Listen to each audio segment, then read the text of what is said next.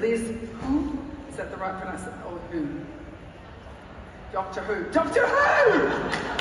Doctor Who! I love that! Now, if you came in late, Liz is with the Doctors for the Environment Australia. Now, before I ask you your aha moment, I want to tell you this. I had dental work done this year, and they gave me these fabulous grippy socks because they take you from one part to another. They used to wheel you, now they don't. They make you get off your chair and walk down in your grippy socks. And I said to them later, these are great, can I take them home? And she went, oh yeah, we just throw them out. Watch the panel. We all clutched the pearls internally then. Why aren't people, first of all, I want your aha moment, and then as an adjunct, I'd like to know why we're not giving the grippy socks to the people to take home. Doctor Who. Good morning, everyone. I'm Liz, as lovely introduced. I am a junior doctor working in the public system in Melbourne.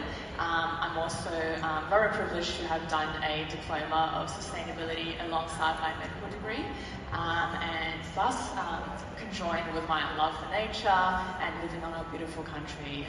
I would like to work at the intersection between clinical care and sustainability.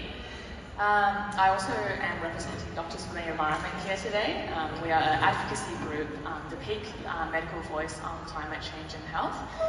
We as doctors believe that we should be advocating for a system that's not only sustainable for our generation, but also for the future generations to come.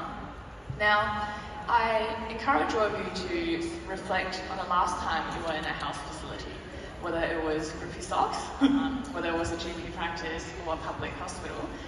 What kind of words come to mind?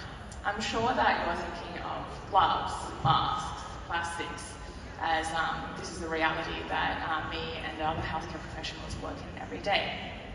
In Victoria alone, we have 42,000 tonnes of waste that's generated. Sorry, Doctor Who, can you say that again? How many? 42,000 tonnes in Victorian healthcare alone, and only 20% can be recycled. So I brought a prop along with me today. I have with me a single-use 20ml syringe. The packaging is soft plastic, which some hospitals can have recycling services to take. And the hard premium plastic, unfortunately, is quite difficult to reuse. And there's many different reasons for that. For example, if it's filled with pharmaceuticals, then it must be disposed with pharmaceutical waste, which is through a process of combustion, generating a lot of carbon emissions. If it touches even a drop of blood, then it will have to be considered as clinical waste, as a potential contaminant and must be combusted. Only in the rare situations where it only contains water or saline can it be disposed of into landfill, not even to recycling.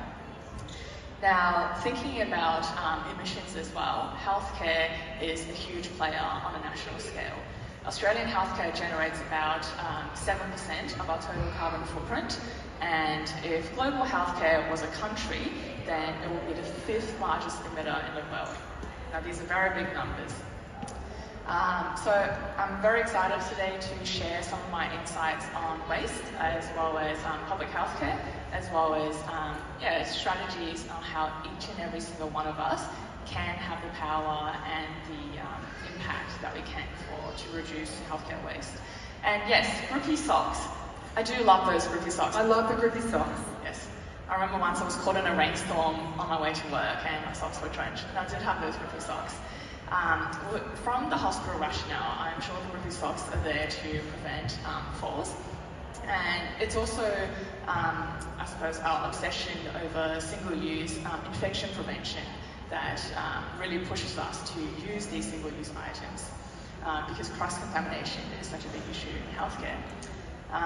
Infection control is, because we deliver quite high quality, high standard level of care in Australian healthcare, we are very, very strict with the way that we make sure that every patient has their own equipment and that these equipment aren't shared. Especially when it comes to situations where you do require sterility, such as the operating rooms, wound care, things like that. So yeah, very looking forward to the conversation and interested in sharing my stories with you all. Thank you, Dr. Who. Before we applaud, I think I missed the aha moment for you. What was it that, I mean, you're in Doctors for the Environment Australia.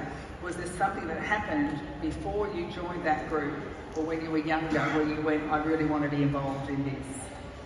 I think my aha moment probably has been spread throughout life. So really love nature. In my spare time, I would love to go explore our Bunurong Sea country by snorkeling, looking at a beautiful marine life.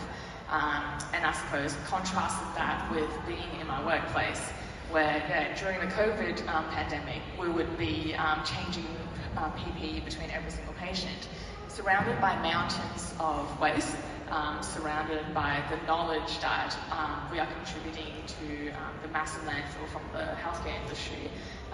That, I suppose, is my aha moment, that I believe as doctors, we have a duty of care to not only to safeguard the health of our community, but also the health of our planet, because the health of our planet is so linked to the health of our community as well.